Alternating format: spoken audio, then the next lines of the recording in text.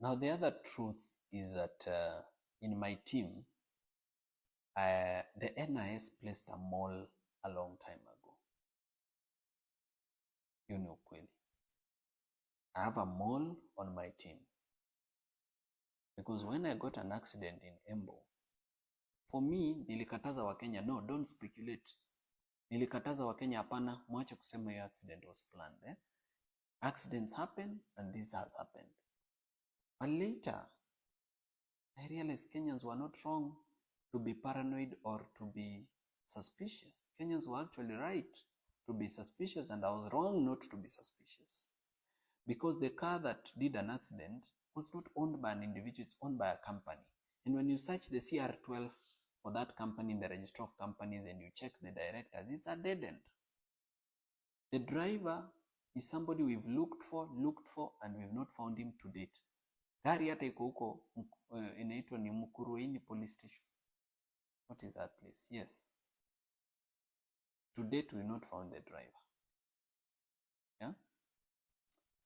Now, when I was arrested, there's a call that was made from this office around this building. And that call was made to DCI that I'm here. Somebody was called here, akaulizwa boss ako aliposema ako, that person called DCI. When DCI came to this office for an arrest, they didn't guess. They didn't look for my office. Remember, this compound is so big with so many offices. But they didn't look for my office. They came straight to my office as if they already had the plan and layout of the building.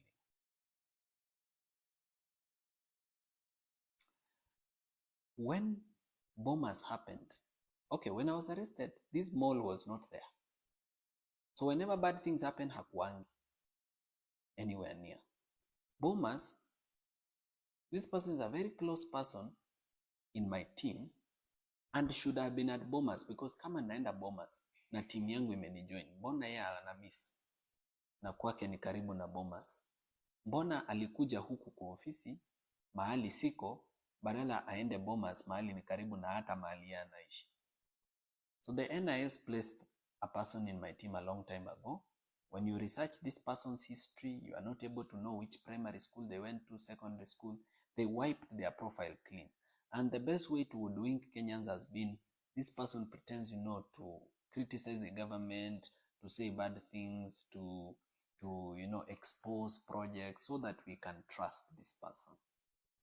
There's been an attempt to poison my food, and I'm thankful to God that it didn't happen.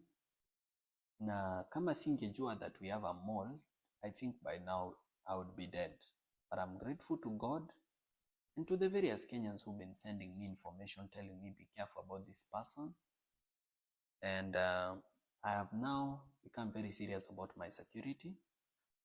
I now have an advanced intelligence team that goes to the ground before I go to a public event and does, just checking what is the feeling among, For example, in Bomas, I walked into a public event which was organized by ODM and which people had been mobilized and paid money through in buses, and where there were goons paid waiting for me because I had said I'm going to Bomas.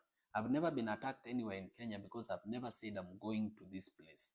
Sijai sema leo naenda Embu, ama leo naenda Githurai, ama leo naenda Kitengela, ama leo naenda Molot Bomet. I've never said it. Hata nikisemanga nasemanga tu I'll be in Rift Valley generally. But because these people knew I'm specifically coming to, KICC, which later turned to Bomas, they planned very well kuniua. But they didn't succeed.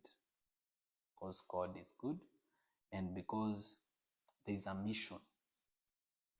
God has given me a mission and I must complete it. That's why he has kept me alive.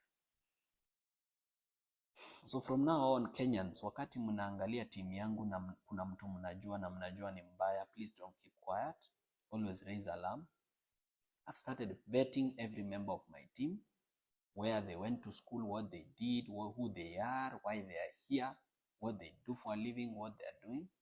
But Wakenya mnisaidie kwa hiyo mambo so that tusikue na malls kwa team yetu.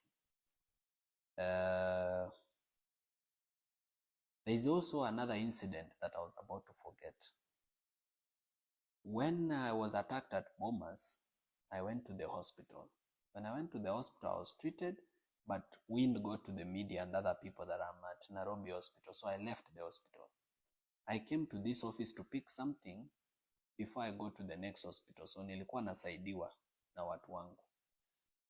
Na nilipofika hapa kwa ofisi, I got information from 3 different sources that I'll be arrested. And the reason I was supposed to be arrested on Friday was the police were looking for someone to blame for what happened at Bomas. They were saying, let's blame the chaos on Morara. But me, I was asking, but Morara came alone. In fact, at the door, he was only allowed to enter with 1 guard. So how do you blame it on him? But the police wanted actually to arrest me on Friday and blame the chaos on Bomas on me. So because of that planned arrest, I decided to set a trap for the police. Because I knew they are tracking my phones, I said, nitawacha simu zangu hapa, I'll go without a phone. Let's see whether the police will come. And the police never came. Because their mole, the NIS mole inside my team, told them ameondoka msikuje. This only goes a long way in showing Kenyans that it's no longer business as usual. My life is actually in danger and I need to be more careful than I've been. Now, the reason I had not beefed up my security, some Kenyans have been saying, sasa wewe Morara, kwani unatembea kama Mkenya wa kawaida, kwa nini usibeef up security? Why are you failing? But security is expensive. Security is not cheap. Let's say, hypothetically speaking, let's say you pay one security guard, say 20 or 25,000, for example. Just an example. How many would you need to guard the residents, to guard you? And how will you afford that cost every month? So hapa ndio inafikanga viongozi wananunuliwa na William Ruto ama na some billionaires. You find that somebody is actually being supported by NGOs that have an interest, or foreign governments that have an interest, or some billionaires that have an interest, because you are not able to afford basic security. But mimi nitachangisha wa Kenya, kila Mkenya akinitumia 10 bob 1,000, so moja 500, I believe I'll be able to beef up my security and it will be well. So whatever you can spare, I'll be really appreciative to Kenyans, whatever they can spare to support me in beefing up my security. But otherwise, me, what I can promise Kenyans ni kwamba siwezi nunuliwa. There are stories of people who say, huyu ni project. Maybe they themselves who are saying huyu ni project, they are the project. Labda wao wenyewe they are project. But I don't think it's fair or good to call someone a project when you don't know them in person, you don't know their history, you don't know where they came from. Me, I come from a family history of fighters. People believe in something, people are principled. So hatufanani, sio sisi wote ununuliwa, sio sisi wote ukuanga project za watu. There are some of us who actually fight for change because we believe in it. So hiyo kitu ya kukua na mall ilini hurt sana but ndivyo ilivyo. Unajua sikuwa na political experience vizuri, but so unaona I'm gaining and I'm learning quickly. So hata kama nilifanya hiyo makosa ya kuovertrust watu, kuenda mahali bila intelligence, ni ukweli nilifanya makosa and I'm sorry. I apologize to all Kenyans kwamba hapo niliteleza, lakini it will not happen again. I will be more careful this time. And I'll continue fighting for what we believe in together.